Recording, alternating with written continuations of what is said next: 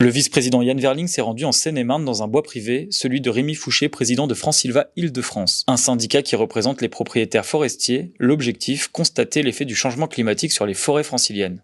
Bon, il y a un petit peu de brogne et il faut passer du temps, un par un. Donc on regarde. Et ça, vous savez faire, vous l'avez appris? Je l'ai appris grâce au CRPF, ouais. Qui fait des formations, mais il n'y a que 2 techniciens pour l'Île-de-France. Vous imaginez? Pour former? Oui. Ouais. Donc ça veut dire que en Île-de-France, on est 150 000 propriétaires comme moi. Donc vous imaginez, en Seine-et-Marne, 70 000, il y a un instituteur pour 70 000 élèves. C'est-à-dire que si je prends mon tour, en disant je veux la visite d'un technicien, vous savez combien il faut que j'attende de temps? Bah, si c'est comme ce que vous... Oui, longtemps. Ouais. Dites. Je sais pas, 2 ans, 3 ans? 4 siècles. 4 siècles. 75 000. Vous êtes dur? Faites pas votre âge? Oui, 4 siècles. Donc j'ai eu de la chance, quand j'avais 20 ans, il est venu me voir, je sais pas par quel miracle, et puis il m'a tout appris, ce que c'est qu'un cloisonnement, ce que c'est qu'un balivage, ce que c'est qu'un dépressage, en une journée. Donc je me suis dit, après je continue à me... Mais vous voyez, on a 2 techniciens pour toute l'Île-de-France, donc un instituteur, enfin 2,5, un instituteur pour 75 000 élèves. Par exemple, au CNPF, on a développé depuis plus de 10 ans un outil qui s'appelle l'indice de biodiversité potentielle. C'est justement pour permettre à des gens qui ne sont pas des naturalistes professionnels d'avoir un coup d'œil sur les habitats qui peuvent accueillir des espèces. Ouais.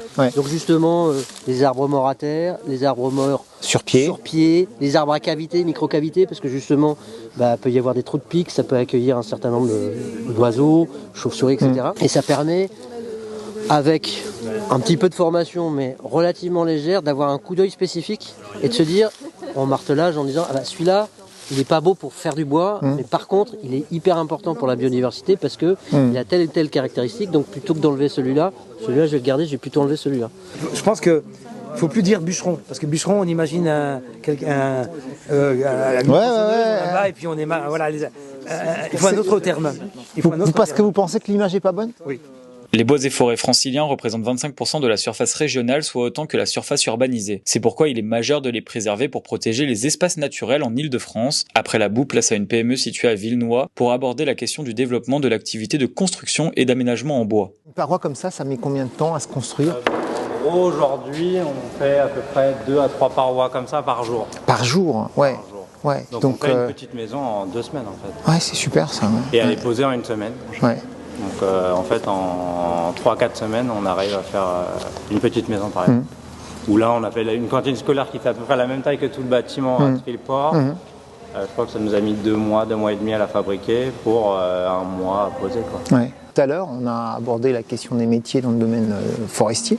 Et là, par rapport au domaine qui est le vôtre, qui est un peu plus loin dans la filière, il y a aussi des difficultés aujourd'hui de recrutement, de vocation. Je sais pas, vous avez beaucoup de copains qui veulent faire ce boulot. Enfin, moi, je suis en menuiserie. Ouais.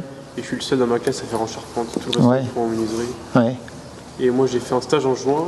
Et je suis revenu ici parce que ça m'a plu. Là, je finis mon bac pro et après, je vais faire un BTS, je pense, en charpente.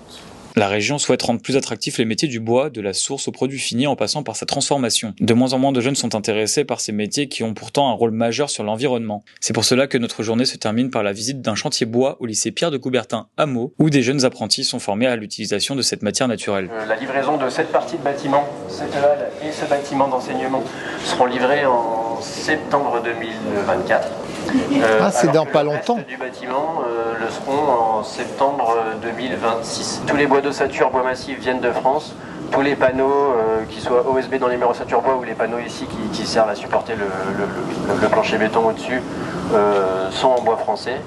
Donc nous, en tant que maître d'œuvre aussi, on incite évidemment dans la mesure du possible à construire en bois français. Maintenant, il y a quand même souvent un enjeu économique derrière. Parfois, on se rend compte que la différence de prix est très faible. Parfois, elle peut être plus élevée en fonction des entreprises qui peuvent y répondre. On a fait une excellente journée, je trouve, en démarrant du terrain, de la forêt, où on a pu vraiment partir du début de l'histoire, on va dire, du bois, jusqu'à ses réalisations en construction bois. Donc, on est au cœur du sujet. Là, on se retrouve maintenant pour cette dernière séquence pour signer le pacte pour l'avenir des forêts privées franciliennes, qui est un engagement de la région Île-de-France et des partenaires qui vont signer pour, eh bien, comme le titre l'indique, s'engager ensemble pour l'avenir des forêts privées franciliennes avec toute une série de sujets qu'on a abordés dans la journée, dont celui auquel je tiens beaucoup, qui est d'accompagner toute cette profession et ce métier de la forêt privée sur l'adaptation au changement climatique, à la résilience des forêts, aux difficultés que nous connaissons aujourd'hui avec ce changement climatique, mais aussi tout le volet économique des métiers, des formations, avec tout ce qu'on a vu aussi aujourd'hui sur ces difficultés de recrutement. Tout cela est contenu dans ce pacte et va nous engager jusqu'à l'horizon 2030 ensemble pour relever tous ces défis.